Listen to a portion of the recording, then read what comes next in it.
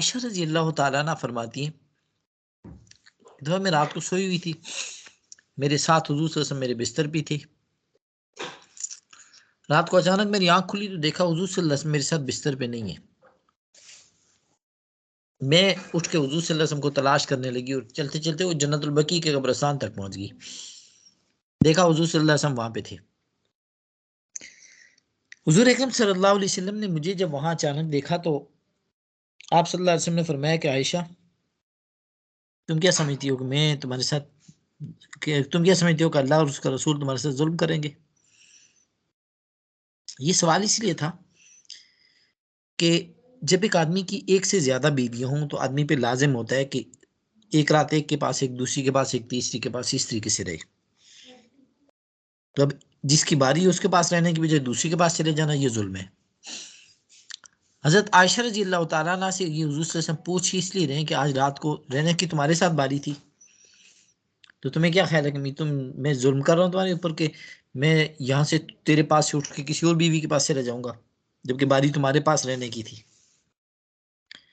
हजरत आयशा रजी अल्लाह तआला अन्हा ने इस सवाल का जवाब बजाय हाँ या ना के देने की ये कह दिया, लेकिन रसूल, मैंने ये सोच, मेरे दिल में ये आया कि आप शायद किसी और बीवी के पास चले गए हैं।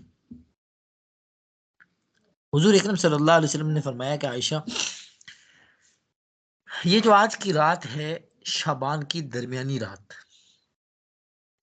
इस शब बारात को, जिसको हमने शब बारात या शब तौबा या शब मगफरत ये अल्फाज इस्तेमाल किए हुए, हदीस में इसके लिए शाबान की दरमियानी रात का लफ्ज़ इस्तेमाल हुआ है। तो हुजूर सल्लल्लाहु अलैहि वसल्लम फरमाते हैं जो शाबान की दरमियानी रात है, इस रात अल्लाह ताला इतने लोगों की मगफरत कर देते हैं जितनी बनु कल्ब कबीले की बकरियों के जिस्मों पे बाल हैं, इतनी ज्यादा लोगों की मगफरत कर देते हैं। बनु कल्ब अरब के अंदर एक कबीला था जो बहुत ज्यादा बकरियां रखता था। बकरियों के एतबार से बहुत ज्यादा ये मशहूर थे कि पूरे इलाके में, पूरे जजीरे के अंदर सबसे ज्यादा बकरियां इनके पास होती थी। और कल्ब अरबी ज़बान में कुत्ते को कहते हैं। बनु कल्ब का मतलब होगा कुत्ते वाले, कुत्ते वाले। अब इनको बनु कल्ब इसलिए कहते थे कि जब इनके पास बकरियां ज्यादा हैं, तो बकरियां ज्यादा होने की वजह से बकरियों की हिफाजत के लिए इन्होंने बड़े खूंखार किस्म के कुत्ते भी रखे हुए थे। तो इस वजह से इसी नाम से मशहूर हो गए कि वो कबीला जिनके पास कुत्ते बहुत ज्यादा है। हुजूर अकरम सल्लल्लाहु अलैहि वसल्लम फरमाते हैं जितनी इन लोगों के पास बकरियां हैं, पूरे कबीले में जितनी बकरियां हैं, इन बकरियों के जिस्म पे जितने बाल हैं, इतनी मिकदार में अल्लाह ताला आज की रात इंसानों की मगफरत कर देते हैं। ये हदीस इस बात पे दलील है कि हुजूर अकरम सल्लल्लाहु अलैहि वसल्लम फरमा रहे हैं कि ये रात मगफरत वाली रात है। अल्लाह ताला इस रात में लोगों की मगफरत कसरत से करते हैं। तो एक ये है मगफरत वाली रात, इस हदीस की वजह से। दूसरी हदीस में आए, हजरत अली रजी अल्लाह तआला अन्हु से हदीस मनकूल है ये। वो ये फरमाते हैं कि हुजूर सल्लल्लाहु अलैहि वसल्लम ने फरमाया, कुमु लैलहा वसुमु नहारहा, शब बारात की रात को तुम इबादत किया करो और इसके दिन को तुम रोजा रखा करो। यानी गुज़श्ता, ये आने वाला जो कल है, कल की आने वाली जो रात है, ये इस रात को तुम इबादत करो और उससे अगला दिन, यानी जो परसों का दिन होगा, इस दिन को तुम रोजा रखो।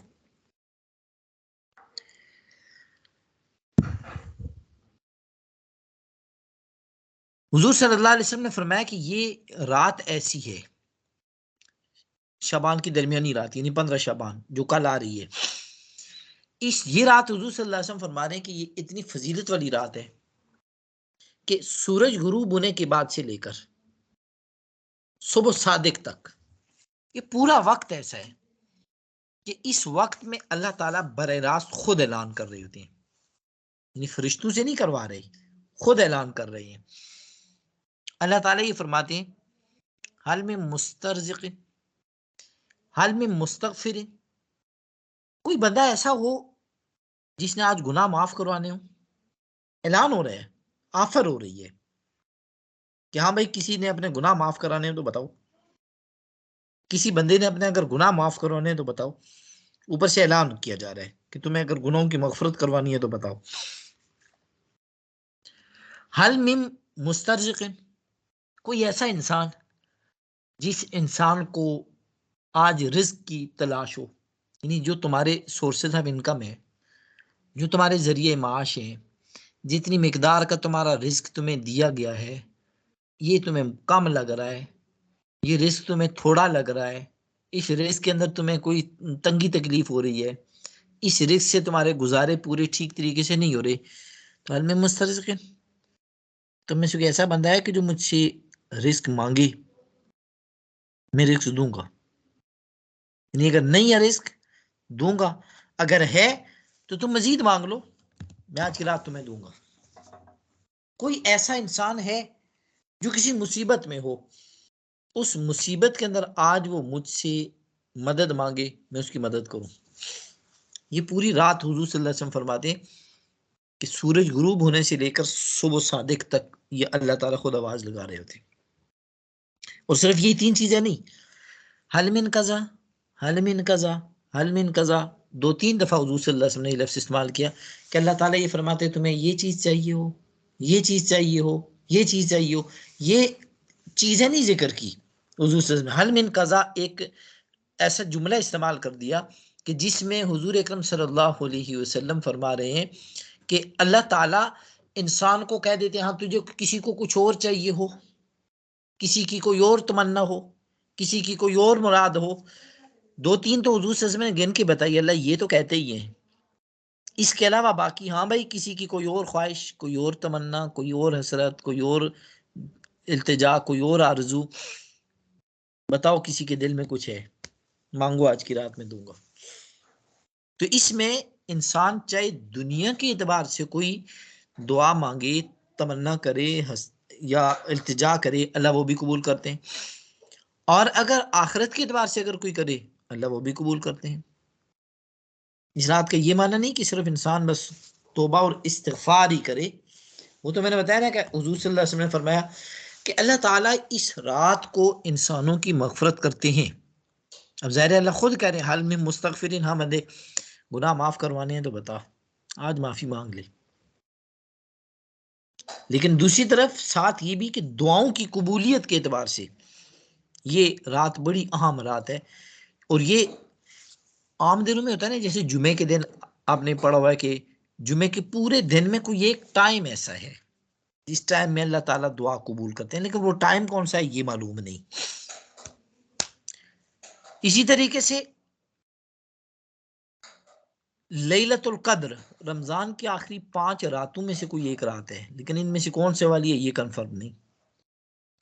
शबे बारात अगरचे मर्तबे के एतबार से लैलतुल कद्र के बराबर नहीं है, लेकिन इसमें खास चीज अगर आप देखें कि गुरूब आफ्ताब से लेकर सुबह सादिक तक ये जो पूरा टाइम है, ये जो पूरा वक्त है, ये सारा ही कबूलियत का वक्त है। इसमें कोई एक मखसूस घड़ी नहीं है, कोई एक मखसूस लम्हा नहीं है, कोई एक मखसूस वक्त नहीं है कि इसमें आदमी ये कहे कि ये वाला वक्त था, इसमें मैं नहीं मांग सका, इसमें मैं नहीं मांग सका।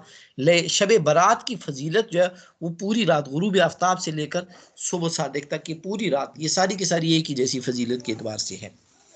तो हुजूर सल्लल्लाहु अलैहि वसल्लम फरमाते कि इस रात को तुम मांगा करो, हल मिन कज़ा, हल मिन कुछ और हो जो तुम्हारे दिल में हो, किसी और के पास। जैसे आमतौर पे होता है ना कि कोई आदमी जो चीज देने वाला हो या कोई बताने वाला हो तो हम बोलते हैं हाँ भाई किसी के पास कोई और सवाल, हाँ भाई कोई और बात, हाँ भाई किसी और के पास कोई, तो ये चीज हाँ भाई किसी ने कोई और चीज मांगनी है, किसी की और कोई जरूरत, ये अल्लाह खुद कह रहे हैं कि तुम अपनी तुम्हारे दिल में जो है वो मांगो। तो ये पूरी रात की ऑफर होती है। तो इन दोनों हदीसों को सामने रखें अगर, तो इन दो हदीसों से ये समझ आता है कि नंबर एक, इस रात को अल्लाह ताला गुनाहों की मगफरत करते हैं।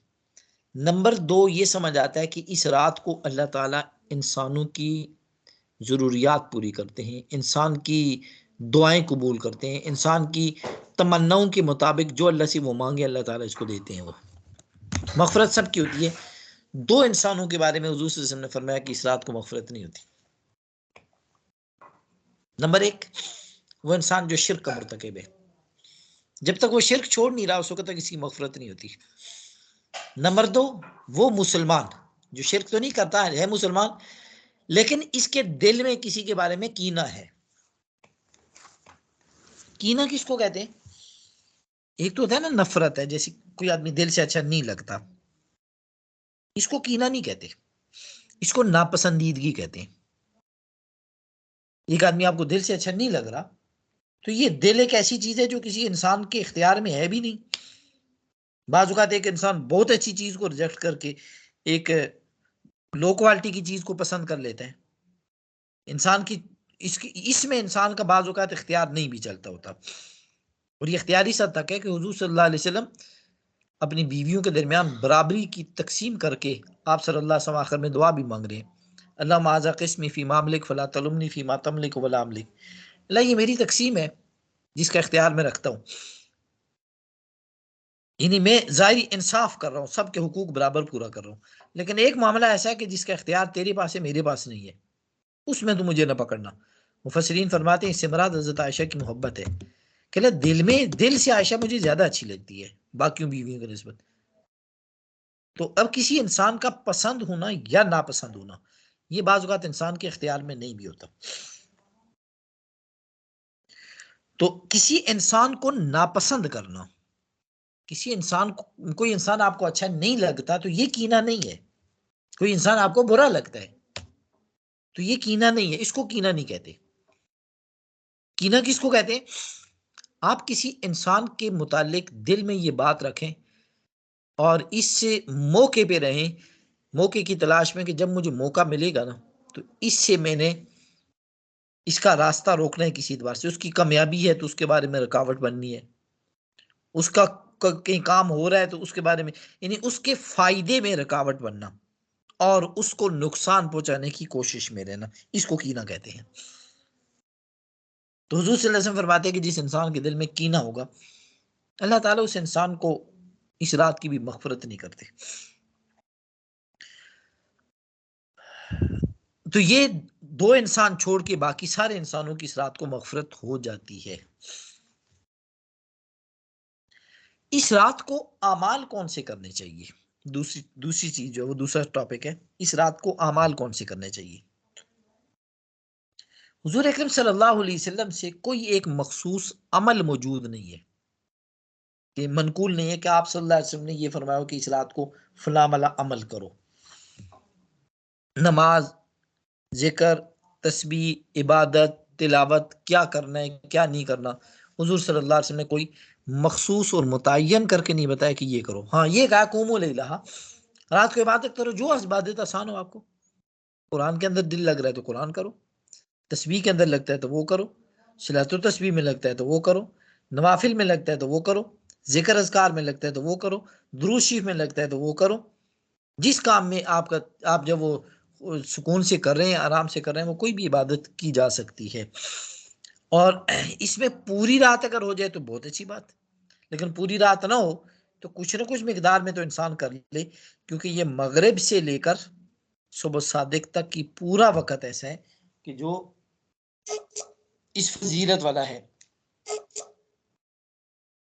तो इसमें कोई भी अमल जो इंसान कर सकता है वो कर ले, किसी एक मखसूस अमल की कोई तरगीब नहीं है। बाज़ औक़ात ऐसे लोग इधर उधर के पैगाम भेज देते हैं कि शब बारात में ये वाला अमल करो तो इससे ये हासिल होता है, ये अमल करो तो ये हासिल होता है, इनमें से कोई अमल मसनून नहीं है। दूसरी चीज, शब बारात में कब्रिस्तान जाना। हुजूर अकरम सल्लल्लाहु अलैहि वसल्लम इस रात को एक दफा कब्रिस्तान गए हैं। एक रवायत में एक दफा का मिलता है वाकया, हुजूर सल्लल्लाहु अलैहि वसल्लम कब्रिस्तान गए हैं, लेकिन इस कब्रिस्तान जाने में हुजूर अकरम सल्लल्लाहु अलैहि वसल्लम ने कोई फजीलत नहीं बयान की कि इस रात को कब्रिस्तान जाओगे तो तुम्हें ये सवाब मिलेगा। हुजूर अकरम सल्लल्लाहु अलैहि वसल्लम खुद गए और पास बीवी बैठी और इसके साथ से पास से उठ के गई, इनको भी नहीं बताया कि मैं कब्रिस्तान जा रहा हूँ, इनको भी नहीं जिक्र किया कि मैं कब्रिस्तान जा रहा हूँ। इससे ये पता चलता है कि इस रात को कब्रिस्तान जाने की कंपेन चलाना, तरगीब देना, ये तो नहीं है। इनफरादी तौर पे अगर कोई जाना चाहे तो जा सकता है, तीसरी चीज ये कि आमतौर पे शब बारात में लोग कब्रिस्तान जाने के लिए दिन के टाइम चले जाते हैं, क्योंकि हम ईमान तो हमारा बड़ा मजबूत है ना, कि रात को कब्रिस्तान के करीब से गुजरते हुए डर लगता है। तो मगरिब के बाद नहीं जाएंगे, दिन के टाइम जा रहे होंगे, क्योंकि शब बारात है रात को, तो आज हम दिन को कब्रिस्तान से होकर जाए। अगर कोई आदमी इस नीयत से कब्रिस्तान जा रहा है तो ये दिन वाला मोतबर नहीं है, वो रात वाला होगा। तो अगर कोई आदमी कब्रिस्तान जाता है इनफरादी तौर पे तो जा सकता है, ये घर के एक दो बंदे इकट्ठे हैं, मतलब आप गाड़ी में जा रहे हैं इकट्ठे, तो चलो सारे बैठ जाते हैं साथ। लेकिन इसके लिए आपने अपने घर से बाहर कोई कंपेन नहीं चलाई हुई, एक जो वो पूरा एक आपने ग्रोह नहीं बनाया हुआ वहां जाने के लिए, तो उसमें कोई हरज नहीं है। लेकिन अगर इस तरह से ग्रोह बना के या ऐसा करेंगे तो फिर ये जाना दुरुस्त नहीं होगा, क्योंकि हुजूर सल्लल्लाहु अलैहि वसल्लम इस तरीके से नहीं गए। अब जब हुजूर अकरम सल्लल्लाहु अलैहि वसल्लम ने इस रात को कब्रिस्तान जाने की फजीलत कोई नहीं बयान की, तो हुजूर सल्लल्लाहु अलैहि वसल्लम फिर गए, किस वजह से गए? हुजूर अकरम सल्लल्लाहु अलैहि वसल्लम का इस रात को कब्रिस्तान जाने की दो वजह थी, जो मुझे समझ आ रही है। आप और उलमा से भी पूछ लें, अगर यही दो वजह वो भी इसको कहते हैं तो ठीक, अगर वो बाकी कहते हैं नहीं ये नहीं थी, तो फिर आप इसको मुस्तरद कर दें।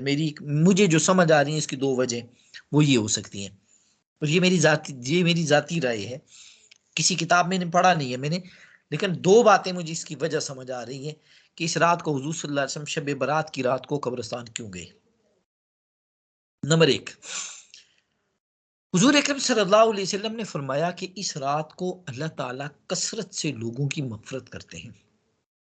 तो जब इतनी कसरत से मगफरत करते हैं तो जन्नतुल बकी के कब्रिस्तान के लोगों के लिए दुआ मगफरत के लिए गए, कि पूरे कब्रिस्तान के लिए दुआ मगफरत हो जाएगी। और दूसरी चीज ये कि अगर हुजूर सल्लल्लाहु अलैहि वसल्लम इसके लिए नहीं गए, बल्कि उम्मत को तरगीब देने के लिए गए कि तुम अगर इस रात को कब्रिस्तान जाओ, तो फिर उसकी एक वजह और भी हो सकती है कि आप अगर देखें आम हालात में इंसान की जो कैफियत है वो वाली नहीं होती जो कब्रिस्तान में या जनाजे के पास होती है। आप अपने खानदान में किसी भी जगह पे देखें कोई आदमी मर गया है, तो आप उधर जनाजे में उसके पास गए, तो जनाजे के पास आप जब खड़ी होंगी तो उस वक्त आपकी फीलिंग्स कुछ और होंगी। वापस घर आएंगे कुछ देर तक वो रहेंगी, और फिर उसके बाद घुल मिल जाएंगे अपने घर में, तो वो फीलिंग्स आपकी खत्म हो जाएगी। बिल्कुल यही चीज कब्रिस्तान में भी होती है।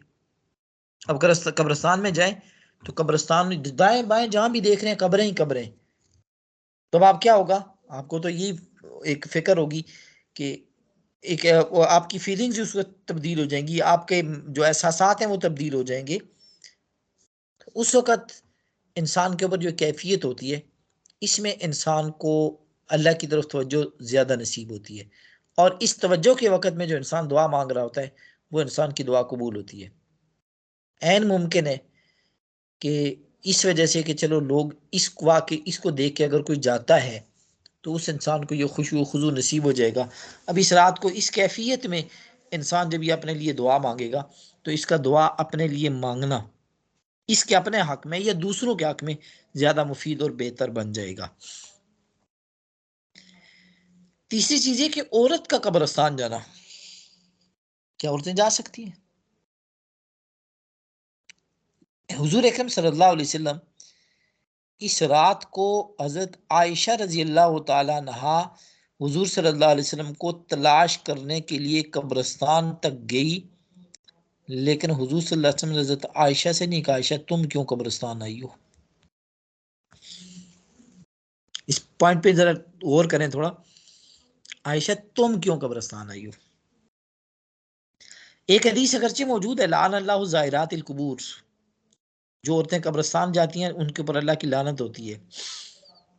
लेकिन मुहद्दिसीन का एक बहुत बड़ा तबका ये कहता है कि इब्तदा में हुजूर सल्लल्लाहु अलैहि वसल्लम ने मर्दों औरतों दोनों को मना किया हुआ था कि कोई भी कब्रिस्तान नहीं जाएगा, बस दफन करने के लिए जाए तो जाए, इसके अलावा वैसे कब्रिस्तान कोई नहीं जाएगा। हुजूर सल्लल्लाहु अलैहि वसल्लम ने सबको मना कर दिया था। फिर बाद में, और जिस वक्त ये हुजूर सल्लल्लाहु अलैहि वसल्लम ने मना किया था, ये उसी दौर की रिवायत हदीस है, हुजूर सल्लल्लाहु अलैहि वसल्लम ने औरतों को मखसूस के साथ खुसूसियत से मना किया था कि तुम वैसे नहीं सुनती हो ना, जाओगी तो लानत होगी तुम्हारे ऊपर। तो ये औरतों को अलग से तखसीस के साथ मना किया गया था, तो इसलिए इनके लिए अलग हदीस है।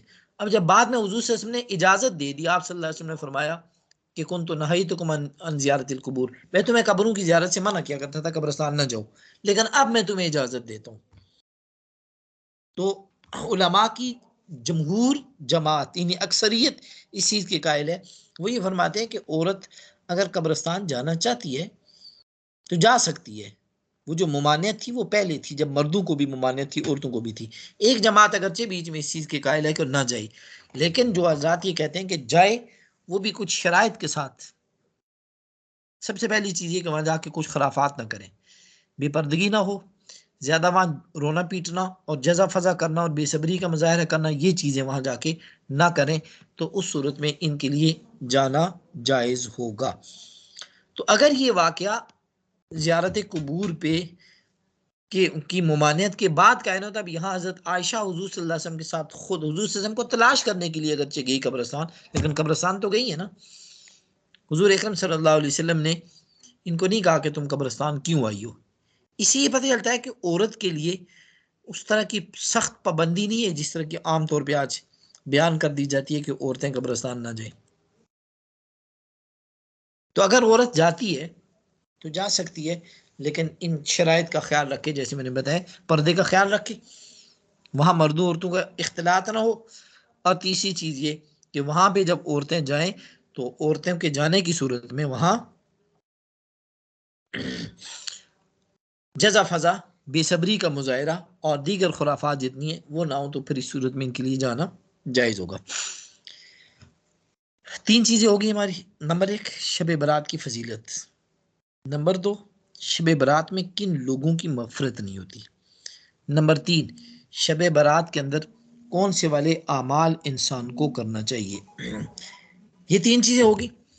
अब तीन के साथ चौथी चीज़, अगर औरतें जाती हैं कब्रस्तान तो उसका क्या है हुक्म होगा, ये भी आपको वजाहत के साथ समझ आ गया कि दो राय अगरचे हैं, लेकिन जमहूर इस चीज़ के कायल है कि अगर जाती है तो पर्दे का ख्याल रखे और खुराफात से अपने आप को बचा के अगर जाती है तो इसमें कोई हरज नहीं है। इसके बाद अगली चीज पे आप आए, शबे बारात के मुतालिक इस वक्त दो तबके ऐसे हैं जो मुबालगा आमेजी से का शिकार हैं। दो तबके ऐसे हैं जो मुबालगा आमेजी का शिकार हैं।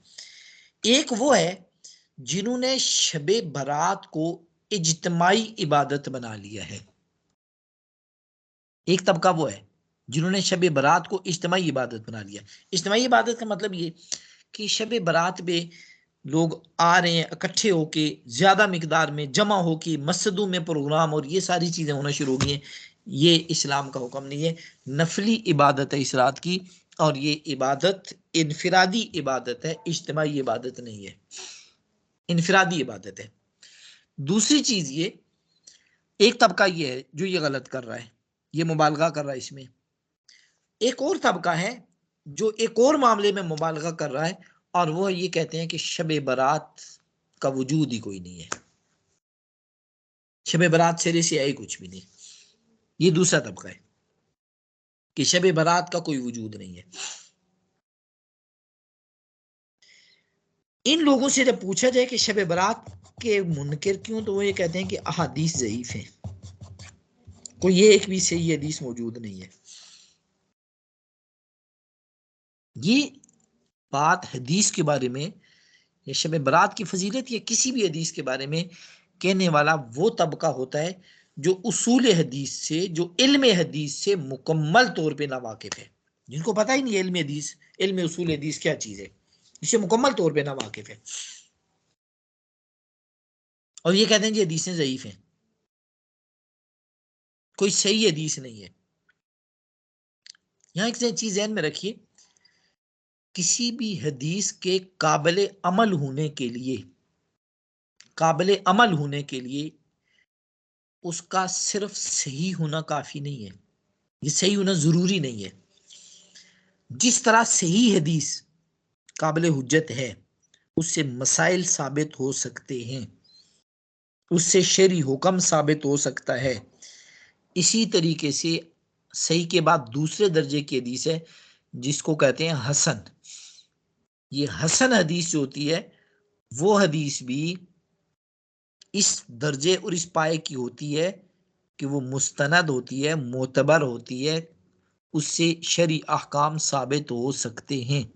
आम आदमी इन चीज़ों से वाकिफ ही नहीं है, तो हदीस के आगे लिखा हुआ ये हदीस सही नहीं है तो ये समझता है कि ये गलत है, यानी हदीस सही नहीं है। वो सही का माना ये उर्दू वाला ले रहा है कि जैसे जिसको हम सही कहते हैं ना, कि हमारे यहाँ सही मुकाबिल गलत इस्तेमाल होता है, तो समझते हैं कि हदीस सही नहीं का मतलब है कि ये हदीस सही है ही नहीं, ये गलत है। तो ये माना हदीस सही का नहीं होता।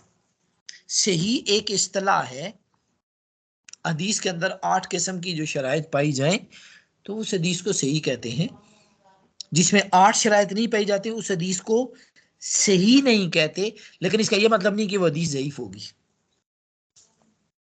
जो हदीस सही है वो तो सही होगी, वो ज़ईफ नहीं होगी, लेकिन जो हदीस सही नहीं है इसका यह मतलब भी नहीं कि वो ज़ईफ होगी।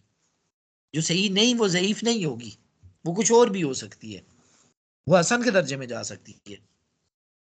इसके अलावा और भी बहुत सारी सूरतें हैं। तो जो लोग ये कहते हैं ना कि हदीसें सही नहीं है, मुझे पूछे क्यों, आपको कहेंगे ये हदीस है ये भी ज़ईफ, ये हदीस है ये भी ज़ईफ, ये हदीस है ये भी ज़ईफ। एक उसूल आप ज़हन में रखें। सबसे पहले आप ये समझें कि हदीस ज़ईफ किसको कहते हैं। आपने तो भाई जाहिर बात है एक बात रसूलुल्लाह से बरे रास्त तो नहीं सुनी ना। इमाम बुखारी रहमतुल्लाह अलैह ने भी अगर किताब बुखारी शरीफ लिखी है तो उन्होंने बरे रास्त इमाम रसूलुल्लाह से तो कुछ भी नहीं सुना। मुत्ता इमाम मालिक रहमतुल्लाह अलैह ने लिखी है तो इमाम मालिक ने रसूलुल्लाह से तो कुछ भी नहीं सुना। मसनद अहमद इमाम अहमद इब्न हंबल रहमतुल्लाह अलैह ने हदीस की किताब लिखी है तो इमाम अहमद इब्न हंबल ने रसूलुल्लाह से तो कुछ भी नहीं सुना, वरना वो तो बहुत बात के ज़माने के हैं। किताबुल आसार इमाम मोहम्मद रहमतुल्लाह अलैह की अगर है तो इन्होंने रसूलुल्लाह सल्लल्लाहु अलैहि वसल्लम से तो खुद कुछ भी नहीं सुना है ना। इसी तरीके से मुस्लिम शरीफ, तिरमिजी, अबू दाऊद, निसाई, इब्न माजा, दारकुतनी, बेहकी, ये जितनी भी हदीस की किताबें हैं इनमें से किसी आदमी ने बरह रास्त रसूलुल्लाह से तो हदीसें नहीं सुनी। अब सवाल ये कि हदीसें इन्होंने कहां से लिखनी फिर। इमाम बुखारी रहमतुल्लाह अलैह जब किताब हदीस लिखते हैं ना अपनी किताब में तो ये बताते हैं मुझे ये फलां उस्ताद ने बताइए, उनको फलां ने बताइए, उनको फलां ने बताइए, उनको फलां ने बताइए, उनको फलां साहबी ने बताइए, और वो साहबी कहते हैं मैंने रसूलुल्लाह से सुना है। इमाम बुखारी और रसूलुल्लाह के दरमियान एक बंदूक का चैन है। इमाम मुस्लिम और रसूलुल्लाह के दरमियान सल्लल्लाहु अलैहि वसल्लम एक बंदूक का चैन है। हर हर हदीस का, पूरी किताब का नहीं, हर हदीस का अलग अलग चैन है। इमाम तिरमिजी और रसूलुल्लाह सल्लल्लाहु अलैहि वसल्लम के दरमियान एक हदीस का, एक हर हर हदीस के साथ हर हदीस का लिखा हुआ है कि मुझे फलान है, उसको फलान है, उसको फलान है, उसको फलान है, उसको रसूलुल्लाह सल्लल्लाहु अलैहि वसल्लम ने ये बताइए, एक चैन होता है पूरा। और इन अहादीस के मुतालिक जो इमाम बुखारी भी सारी तफसील से लिखते हैं कि मुझे फलान है, उसको फलान है, उसको फलान है, उसको फलान है बताई। ये जो चैन है ना रसूलुल्लाह सल्लल्लाहु अलैहि वसल्लम से लेकर इमाम बुखारी तक, या रसूलुल्लाह सल्लल्लाहु अलैहि वसल्लम से लेकर इमाम तिरमिजी तक, या रसूलुल्लाह सल्लल्लाहु अलैहि वसल्लम से लेकर इमाम अबू दाऊद तक, ये मुसन्निफ से लेकर रसूलुल्लाह तक, इसको सनद कहते हैं। इसको कहते हैं सनद। इस सनद के बीच में यहां से लेकर ऊपर तक कोई एक बंदा ऐसा है जिस बंदे के बारे में थोड़ा सा आपको शक पड़ गया। जब उस बंदे के बारे में शक पड़ गया तो इस हदीस के ऊपर क्वेश्चन मार्क पर लग जाएगा। बाकी ऊपर नीचे सारे बंदे ठीक है, बीच में कोई एक बंदा ऐसा है जिस बंदे के बारे में थोड़ा सा शक पड़ गया। अब शक किस तरह का हो सकता है। शक ये भी तो हो सकता है कि इंसान के आमाल खराब हो, नहीं, शक और तरीके से भी हो सकता है इस इंसान के हाफजे में फर्क हो। एक जगह पे हदीस बयान करता है वो एक अंदाज से, यही वाली हदीस इसने दूसरी जगह बयान की, हदीस का मतलब वही है, अल्फाज बदल गए। अब यहां थोड़ा सा शक पड़ता है कि इस बंदे के हाफजे में फर्क तो नहीं है। वहां उसने तो ये कहा था कालन नबी सल्लल्लाहु अलैहि वसल्लम, और यहां कह रहा है काला रसूलुल्लाह सल्लल्लाहु अलैहि वसल्लम। अब नबी और रसूल, एक जगह नबी का लफ्ज इस्तेमाल किया, एक जगह रसूल का लफ्ज इस्तेमाल किया, थोड़ी बात फर्क तो पड़ जाती है ना। इसको कहते हैं हाफजे में फर्क। इसके अलावा और भी बहुत सारी जरा की सूरत है, यहाँ आपका टॉपिक नहीं, इस वजह से मैं यहाँ इसको नहीं छेड़ रहा हूँ। तो अब इस वजह से इस ये रावी नमाजी है, मुत्तकी है, परहेजगार है, इबादत गुजार है, तहज्जुद गुजार है, तकवा परहेजगारी का बहुत बड़ा पहाड़ है, लेकिन ये इस तरह का इसके अंदर हाफिजे में फर्क है। जब इसके हाफिजे में फर्क है तो इस फर्क की वजह से इस हदीस के ऊपर एक क्वेश्चन मार्क लग जाएगा। इस वजह से इसको कह देते हैं क्या, कि इस हदीस में ज़ोफ है, ये रावी सिका नहीं है, अथेंटिक नहीं है, मजबूत नहीं है, मोतबर नहीं है रावी। अब इस वजह से तो इस बुनियाद के ऊपर क्या हो जाता है, ये हदीस हदीस के ऊपर क्वेश्चन मार्क लग जाता है, इस वजह से हदीस को ज़ईफ कह देते हैं कि ये इस बात में थोड़ी सी कमजोरी है। ज़ईफ बमाने गलत नहीं है, कि बात थोड़ी सी कमजोर लग रही है, कि इस बंदे की वजह से थोड़ी सी कमजोर लग रही है।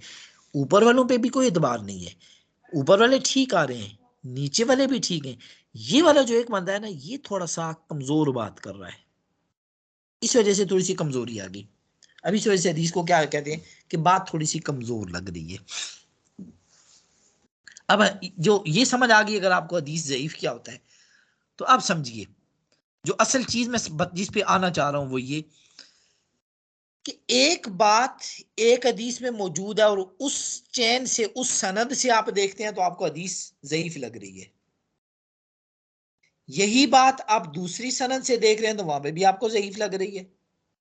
इसी बात को आप तीसरी सनद से देख रहे हैं तो वहां पे भी आपको ज़ईफ लग रही है। यानी एक बात मुख्तलिफ सनदों से मौजूद है, हर सनद को अलग अलग करके देखें तो यह अलग अलग के एतबार से ये हदीस ज़ईफ लग रही है। लेकिन जब ये एक ही बात मुख्तलिफ सनद से आ जाए, हर सनद बेशक अपनी जगह पे ज़ईफ हो, लेकिन इस हदीस को फिर भी ज़ईफ नहीं कहेंगे, इस हदीस को हसन कहते हैं। हदीस की इस्तिलाह, ये हदीस का उसूल है, ये आज का नहीं है, ये बहुत अरसा पहले से उसूल लिखे हुए हैं, सदियां गुजर गई ये उसूल लिखे हुए, कि एक ज़ईफ रवायत मुख्तलिफ सनदों से जब आएगी तो वो हदीस ज़ईफ नहीं कहलाती, वो हसन कहलाती है। और इब्तिदा में मैं आपको कह चुका हूं कि शरी हुक्म सही हदीस से भी साबित होता है, हसन से भी साबित होता है। तो जब एक हदीस हसन है तो उस सूरत में उसके ऊपर अमल तो होगा। अब जो लोग ये कहते हैं कि शब बारात की सारी हदीसें ज़ईफ हैं, उनसे अगर ये आप पूछ रहे ना कितनी हदीसें, वो कहेगा 10 हदीसें हैं और 10 की 10 ज़ईफ हैं। तो कम से कम ये तो मान लिया ना 10 हदीसें हैं और 10 की 10 ज़ईफ हैं। तो अगर 10 की 10 ज़ईफ हैं तो ये हदीसें ज़ईफ तो नहीं बनी ना। ये एक हदीस उसके सहारे से और वो हदीस इसके सहारे से, ये सारी हदीसें हसन के दर्जे में चली गई हैं। जब ये हदीसें हसन के दर्जे में गई तो उस सूरत में ये इनकार ही दुरुस्त नहीं कि हदीस शब बारात की फजीलत मुतलकन है ही नहीं है, ये इनकार दुरुस्त नहीं होगा फिर। तो ये मैंने बताया ना, दोनों तरफ मुबालगा हो रहा है। एक ये तबका है जो इसको इज्तिमाई इबादत बना रहा है, एक वो तबका है जो इसको बिल्कुल ही इज्तिमाई इबादत नहीं बल्कि इनफरादी का भी कायल नहीं है, वो कहता है ये दुरुस्त नहीं है। जी, कुछ सवाल है तो पूछ लीजिए, दूसरा टॉपिक नहीं होगा जिसी पे मुझे उम्मीद है कि आपकी तरफ से सवाल ज्यादा होंगे। फिर आपने रोजे बताया था कि मुझे उसका नहीं पता था कि इसके रोजे की क्या फजीलत। रोजे के बारे में हुजूर सल्लल्लाहु अलैहि वसल्लम ने फरमाया कुमु लैला व सुमु नहारा, इस दिन को रोजा रखो। रोजा रखने की हुजूर सल्लल्लाहु अलैहि वसल्लम ने तरगीब दी है, हुक्म दी है, तरगीब है, ये फजीलत और बयान की, फर्ज या वाजिब नहीं है। ठीक है, इसमें फिर ये वाला हुक्म तो नहीं है कि दो रोजे एक साथ रखने, क्योंकि एक रखो नहीं तो नहीं नहीं, मुशाब। ये इसके लिए नहीं, इसके लिए नहीं है, वो सिर्फ मुहर्रम के रोजे का है, 10 मुहर्रम के रोजे का, उसके साथ एक और आगे या पीछे मिला ले, वो भी इसलिए कि एक मुशाबियत हो रही है। शरीयत में किसी जगह आपको ये हुक्म नहीं है कि आप नफली रोजे रखें तो आपने 2 रखने, एक नहीं रखना। शरीयत में किसी जगह आपको ये हुक्म नहीं मिलेगा कि आपने अगर नफली रोजे रखने हैं तो 2 रखें। सिर्फ एक 10 मुहर्रम के मुतालिक ये मसला है कि 10 मुहर्रम को यहूदी रोजा रखते हैं, तो हुजूर सल्लल्लाहु अलैहि वसल्लम ने फरमाया हम एक साथ और मिला लेंगे कि थोड़ा सा हम में और उनमें फर्क हो जाए, कि वो एक रखते हैं हम 2 रखेंगे। इसके अलावा शब बारात में तो इस तरह की कोई मुशाबहत वाली बात नहीं, कहीं और नफली रोजों में किसी किस्म की कोई मुशाबहत वाली बात नहीं। तो आप आम दिनों में भी एक रखते हैं तो रख सकते हैं। लोगों के दरमियान ये शायद मसला मशहूर है कि एक अकेला रोजा नहीं रख सकते, इसमें कोई हरज नहीं है। जी, ठीक है सर, समझ आ गई, मेरी तरफ से और कोई सवाल नहीं।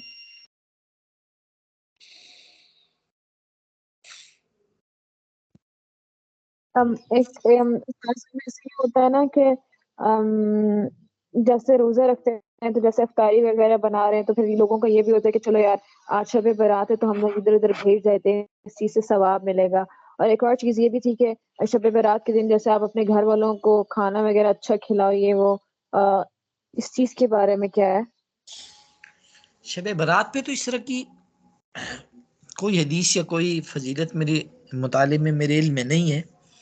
वो जो अच्छा खाना खिलाने की फजीलत की बात है वो मुहर्रम में हुई है, 10 मुहर्रम की हदीस के ऊपर है उस पर, कि जो आदमी 10 मुहर्रम को अपने घर वालों के खाने को आम मामूल से थोड़ा अच्छा बना देगा, इन उस दिन इनके लिए खाने को थोड़ा कुशादा कर देगा, अल्लाह ताला इस इंसान के पूरे साल का रिस्क बढ़ा देगा, पूरे साल के रिस्क इसका बढ़ा देगा। वो 10 मुहर्रम वाली तो है, यहाँ नहीं है कोई। हाँ, सही हो गया फिर।